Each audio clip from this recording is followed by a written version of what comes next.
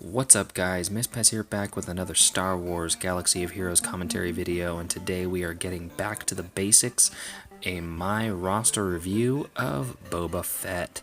Boba Fett is going to be reviewed via both of my accounts. This is my second account, which I have since given to my brother. It is Gear 10 Boba Fett. Some of the footage is going to be a mix of my Gear 10 and my main account Gear 8 Boba Fett. Now at Gear 10 level 84, he's got a pretty decent amount of health. You can tell that they significantly reduced the amount of health that he had with the change, and his speed is actually pretty good still. They sped him up enough without making him so fast it's absolutely ridiculous. So you will have to put a little bit of crit chance mods on him to make him a little bit more effective in that regard, but overall his crit chance is pretty good without any mods. His basic attack is the EE3 Carbine. It deals physical damage to a target enemy with a 50% chance, doubled against scoundrels to 100%, to attack again. Each attack has a 70% chance to inflict damage over time for 2 turns. Yes, you're right, Boba Fett finally uses his blaster. His first special ability is Death from Above. It deals physical damage to all enemies with an 80% chance to inflict ability block for 1 turn and a 50% chance to inflict damage over time for 2 turns. You also inflict ability block on the selected target for 2 turns with the Omega.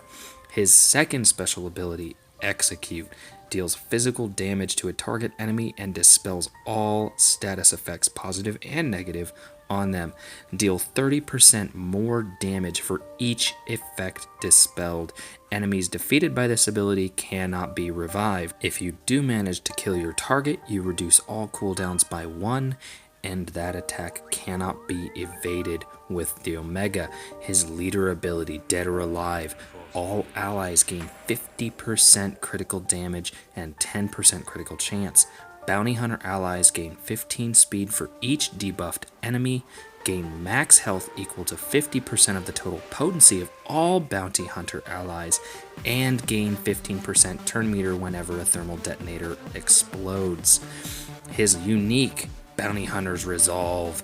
At the start of each battle and whenever he defeats an enemy, Boba Fett gains Bounty Hunter's Resolve until he is defeated. Bounty Hunter's Resolve is a special unique buff.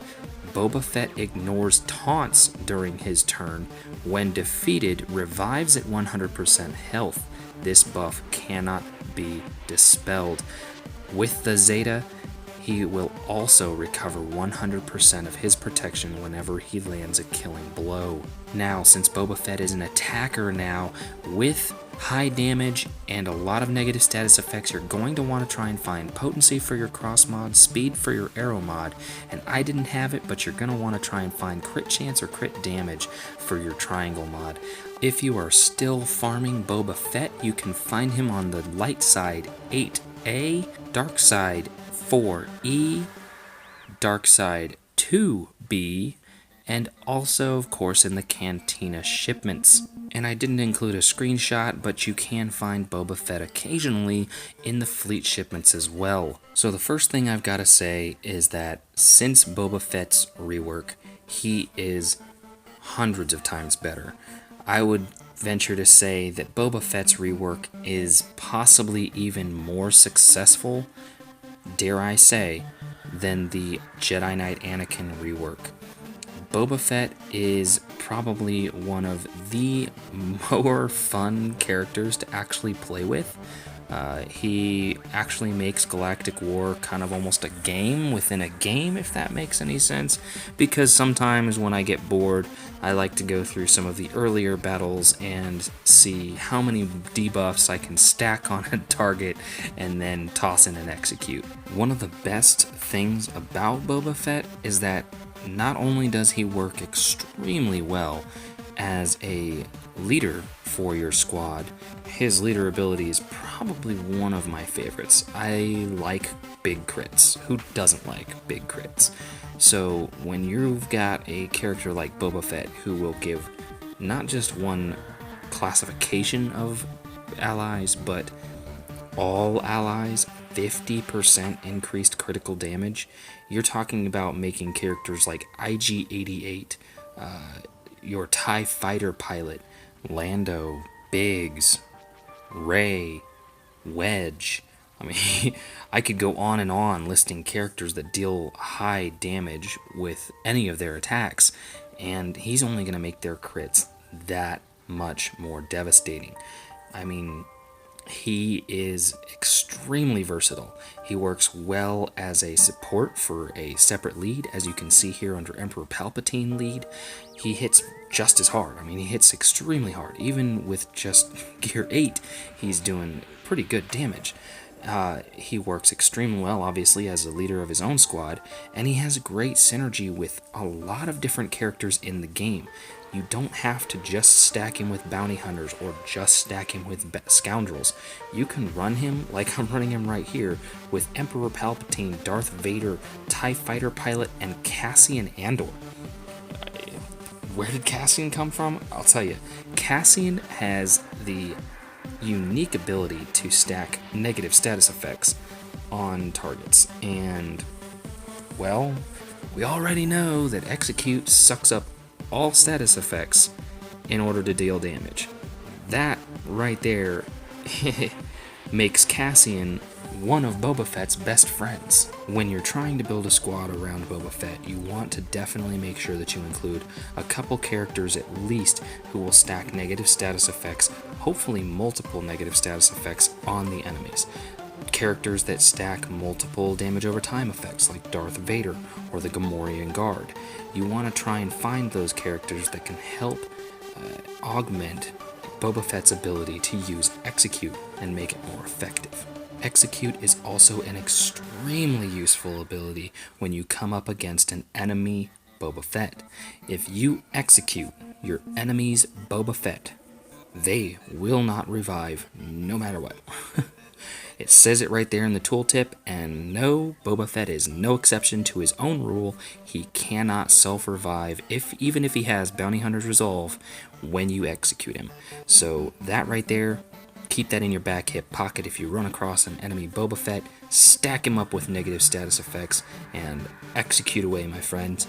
You can also, of course, use Execute to get around an enemy who has multiple characters who are capable of reviving on their squad.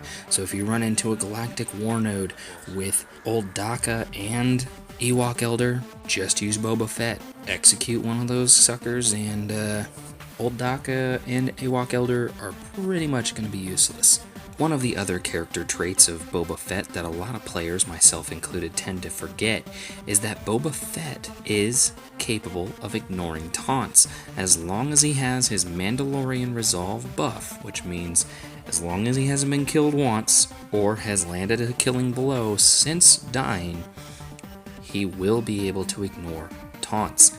This ability comes in extremely handy if you were targeting a particular character on your enemy squad. You knock them down below 50% health, but they don't quite die, and Royal Guard does his annoying little auto taunt. As soon as Boba Fett's turn comes back around, go ahead and swap targets back to that target you were trying to kill and finish him off, and then laugh while you do it.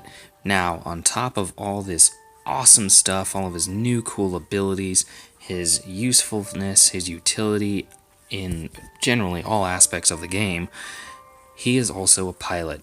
He is pilot of one of the better ships, in my opinion. I'm not gonna lie, I kind of gave myself a Christmas present and bought the Boba Fett pack to unlock Slave 1, and it's awesome. Slave 1 is incredibly awesome. It is a little bit slow, but it does pretty good damage, and the fact that it does inflict target lock with the basic attack is extremely useful.